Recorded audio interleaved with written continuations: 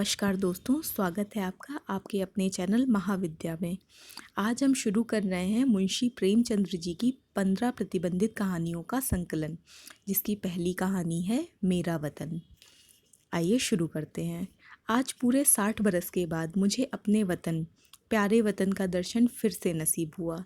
जिस वक्त मैं अपने देश से निर्वासित हुआ था और किस्मत मुझे पश्चिम की तरफ ले चली, मेरी उड़ती जवानी थी। मेरी रगों में ताज़ा खून दौड़ता था और सीना उमंगों और बड़े बड़े इरादों से भरा हुआ था। मुझे प्यारे हिंदुस्तान से किसी जालिम की सख्तियों और इंसान के ज़बरदस्त हाथों ने अलग नहीं किया था। नहीं, जालिम का जुल्म और कानून की सख्तियाँ मुझसे जो चाहे करा सकती थी, मगर मेरा वतन मुझसे नहीं छुड़वा सकती। यह मेरे बुलंद इरादे और बड़े बड़े मंसूबे थे जिन्होंने मुझे मेरे देश से निकाल दिया। मैंने अमेरिका में खूब व्यापार किया, खूब दौलत कमाई, खूब ऐश किए। भाग्य से ऐसी बीवी पाई जो अपने रूप रंग में बेजोड़ थी, जिसकी खूबसूरती का चर्चा सारे अमेरिका में फैला हुआ था, जिसके दिल में किसी ऐसे ख्याल की गुंजाइश भी ना थी जिसका संबंध मुझसे ना हो। मैं उस पर दिलो जान से न्योछावर था और वह मेरे लिए सब कुछ थी। मेरे 5 बेटे हुए, सुंदर, हष्ट-पुष्ट और नेक, जिन्होंने व्यापार को और भी चमकाया। जिनके भोले नन्हे बच्चे उस वक्त मेरी गोद में बैठे हुए थे जब मैंने प्यारी मातृभूमि का अंतिम दर्शन करने के लिए कदम उठाया।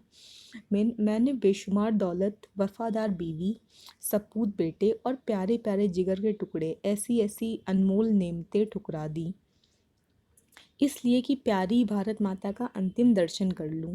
मैं बहुत बुढ़ा हो गया था, 10 और हो जाऊं तो पूरे 100 बरस का हो जाऊंगा।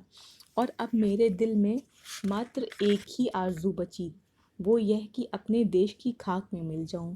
यह आरजू कुछ आज ही मेरे मन में पैदा ना हुई, यह उस वक्त भी थी जबकि मेरी बीवी अपनी मीठी बातों और नाजुक अदाओं से मेरा दिल खुश किया करती थी, जबकि मेरे नौजवान बेटे सवेरे आकर अपने बूढ़े बाप को अदब से सलाम करते थे।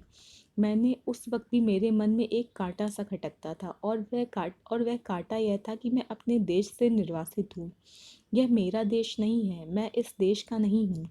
धन मेरा था, बीवी मेरी थी, लड़के मेरे थे और जायदादें मेरी थीं, मगर जाने क्यों मुझे रह रहकर अपनी मातृभूमि के टूटे फूटे झोपड़े, 4-6 बीघा मौसमी ज़मीन और बचपन के लंगोटिया यारों की याद सताया करती थी। अक्सर खुशियों की धूमधाम में यह ख्याल चुटकी लिया करता था कि काश अपने देश में होता।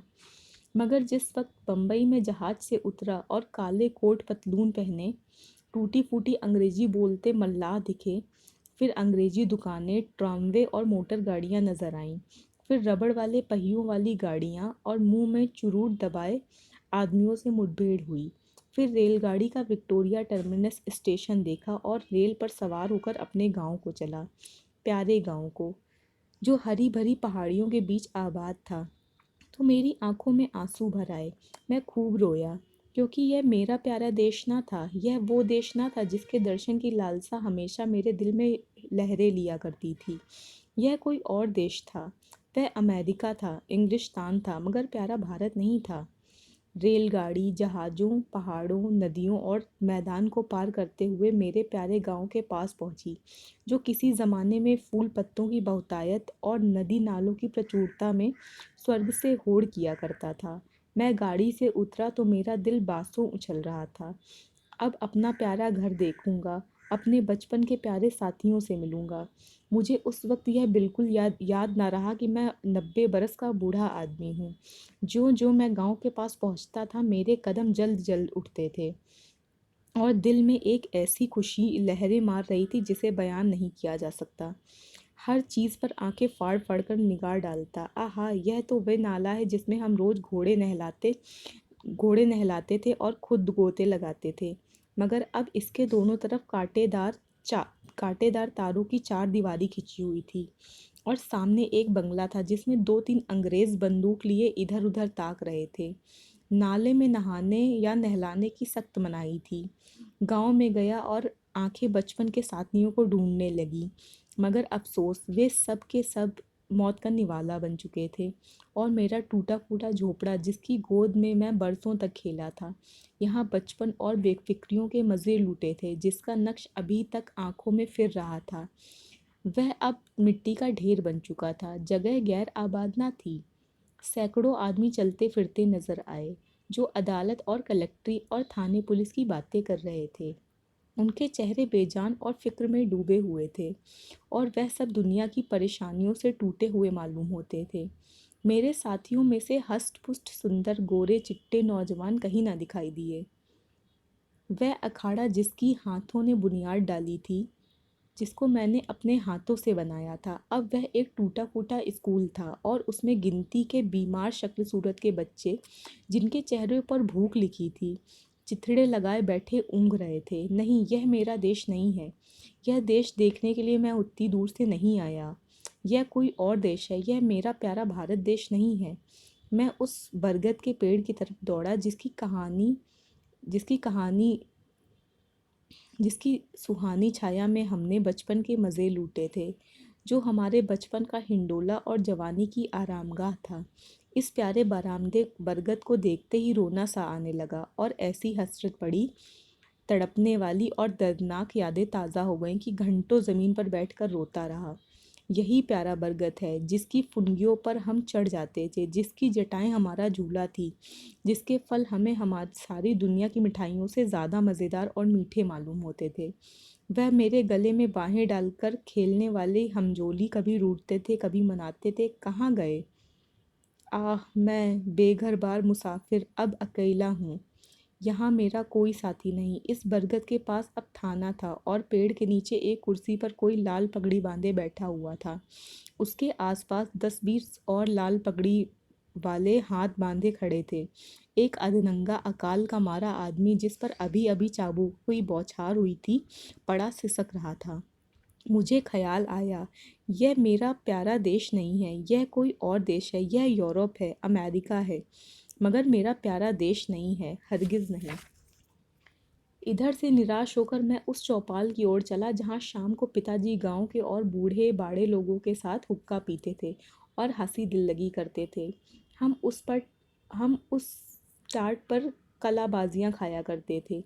कभी कभी वहाँ पंचायत बैठती थी, जिसके सरपंच हमारे पिताजी ही होते थे। इसी चौपाल से लगी हुई एक गौशाला थी, जहाँ गांव भर की गायें रखी जाती थी, और हम यहीं बछड़ों के साथ कुलेले किया करते थे। अफ़सोस, अब इस चौपाल का पता न था। अब वहाँ गांव के टीका लगाने का स्टेशन और एक डाकखाना था। उन दिनों इसी चौपाल से लगा हुआ एक कोलडाहा, और जहाँ जाड़े के दिनों में ईख पेरी जाती थी और गुड़ की महक से दिमाग तर हो जाता था। हम और हमारे हमजोलो घंटों गंडेरियों में इंतज़ार में रहते थे, और गंडेरिया काटने वाले मजदूर के हाथों की तेज़ी पर अचरज करते थे। यहाँ सैकड़ों बार मैंने कच्चा रस और दूध मिलाकर पिया था। यहाँ आसपास के घरों से औरतें और बच्चे अपने अपने घड़े लेकर आते थे और उन्हें रस से भरवा कर ले जाते थे। अफ़सोस, वह कोल्हू अभी ज्यों के त्यों गड़े हुए थे, मगर देखो, कोल्हाड़े की जगह अब बस सन लपेटे वाली मशीन है, और उसके सामने एक तंबोली और सिगरेट की दुकान है। इन दिन इन दिल को छलनी करने वाले दृश्यों से दुखी होकर मैंने एक आदमी से, जो सूरत से शरीफ नज़र आता था, कहा, बाबा, मैं परदेसी मुसाफिर हूँ, रात भर पड़े रहने के लिए मुझे जगह दे दो। इस आदमी ने मुझे सर से पैर तक घूर कर देखा और बोला, आगे जाओ, यहाँ जगह नहीं है। मैं आगे गया, और यहाँ से फिर हुक्म मिला, आगे जाओ। 5वीं बार सवाल करने पर एक साहब ने मुट्ठी भर चने मेरे हाथ पे रख दिए। चने मेरे हाथ से छूटकर गिर पड़े, और आंखों में आंसू बहने लगे। हाय, यह मेरा प्यारा देश नहीं है, यह कोई और देश है, यह हमारा मेहमान मुसाफिर और की आवभगत करने वाला प्यारा देश नहीं है, हरगिज़ नहीं।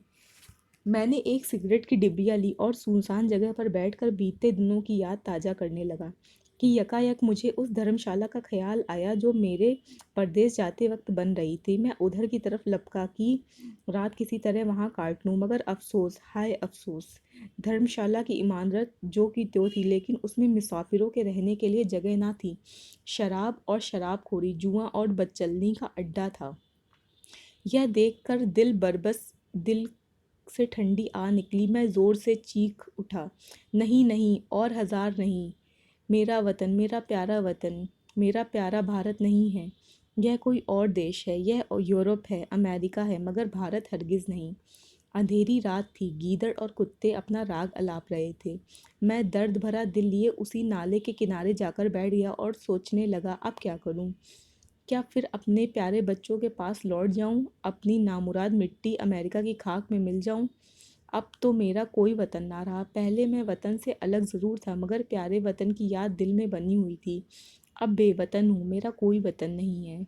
इसी सोच विचार में बहुत देर चुपचाप घुटनों के बल बैठा रहा। रात आंखों ही आंखों में कट गई।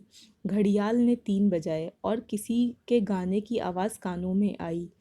दिल दिल ने गुदगुदाया, यह तो वतन का नगमा है, अपने देश का राग है। मैं झट उठ खड़ा हुआ। क्या देखता हूँ कि 15-20 औरतें, बूढ़ी, कमज़ोर, सफ़ेद धोतियाँ पहने, हाथों में लोटे लिए स्नान को जा रही हैं और गाती जा रही हैं, प्रभु मेरे अवगुण चित्त ना धरो। इस मादक और तड़पा देने वाले राग ने मेरे दिल की जो हालत हुई, उसका बयान करना मुश्किल है। मैंने अमेरिका की चंचल से चंचल, हंसमुख से हंसमुख सुंदरियों की आलाप सुनी थी और बहुत बार उनके ज़मानों से मोहब्बत और प्यार के बोल सुने थे, जो मोहक गीतों से भी ज़्यादा मीठे थे। मैंने प्यारे बच्चों के अधूरे बोलों और तोतली बानी का आनंद उठाया था। मैंने सुरीली चिड़ियों का चहचहाना सुना था, मगर जो लुफ्त, जो मज़ा, जो आनंद मुझे इस गीत में आया, वह ज़िंदगी में कभी और हासिल ना हुआ। मैंने खुद गुनगुनाना शुरू किया, प्रभु मेरे अवगुण चित्त ना धरो। तन्मय हो रहा था कि फिर मुझे बहुत से आदमियों की बोलचाल सुनाई पड़ी और कुछ लोग हाथों में पीतल के कमंडल लिए शिव शिव, हर हर गंगे, हर हर नारायण कहते हुए दिखाई दिए। मेरे दिल ने फिर गुदगुदाया, यह तो मेरे देश, प्यारे देश की बातें हैं। मेरा दिल खुशी से बाग बाग हो गया। मैं इन आदमियों के साथ हो लिया और 1 2 3 4 5 6 मील पहाड़ी रास्ता पार करने के बाद हम उस नदी के किनारे पहुँचे जिसका नाम पवित्र है, जिसकी लहरों में डुबकी लगाना, जिसकी गोद में मरना हर हिंदू का सबसे बड़ा पुण्य होता है। गंगा मेरे प्यारे गांव से 6-7 मील पर बहती थी और किसी ज़माने में सुबह के वक्त घोड़े पर चढ़कर गंगा माता के दर्शन को जाया करता था। उनके दर्शन की कामना मेरे दिल में हमेशा थी। मैंने हज़ारों आदमियों को इस सर्द ठिठुरते हुए पानी में डुबकी लगाते देखा। कुछ लोग बालू पर बैठकर गायत्री मंत्र जप रहे थे, कुछ लोग हवन करने में लगे हुए थे, कुछ लोग माथे पर टीका लगा रहे थे, कुछ लोग वेद मंत्र सस्वर पढ़ रहे थे। मेरे दिल ने गुदगुदाया और मैं जोर से कह उठा, हाँ हाँ, यही मेरा देश है, यही मेरा प्यारा वतन है, यही मेरा भारत है और इसी के दर्शन की, इसी के मिट्टी में मिल जाने की मेरी दिल में आरज़ू है। मैं खुशी से पागल हो रहा था। मैंने अपना पुराना कोट और पतलून उतार फेंका, जाकर गंगा माता की गोद में गिर पड़ा। जैसे कोई नासमझ भोला भाला बच्चा दिन भर पराए लोगों के साथ रहने के बाद शाम को अपनी माँ की गोद में आकर बैठ जाता है, उसकी छाती से लिपट जाता है। हाँ, अब मैं अपने देश में हूँ। यह मेरा प्यारा वतन है। यह लोग मेरे भाई हैं, गंगा मेरी माता है। मैंने ठीक गंगा के किनारे एक छोटी सी कुटिया बनवा ली है। अब मुझे सिया राम जपने के अलावा और कोई काम नहीं है। मैं प्रातः सायं गंगा स्नान करता हूँ और मेरी प्रबल इच्छा है कि इसी स्थान पर मेरे प्राण निकलें और मेरी अस्थियाँ गंगा माता की लहरों में भेंट हों। मेरी स्त्री और मेरे पुत्र बार बार बुलाते हैं, मगर मैं गंगा माता का तट और अपना प्यारा देश छोड़कर वहाँ नहीं जा सकता। अपनी मिट्टी गंगा को ही सौंपूंगा। अब संसार की कोई भी आकांक्षा मुझे इस स्थान से नहीं हटा सकती थी, क्योंकि यह मेरा प्यारा देश है और यही मेरी प्यारी मातृभूमि है। बस मेरी उत्कट इच्छा यही है कि मैं अपनी प्यारी मातृभूमि में ही अपने प्राण विसर्जन करूं।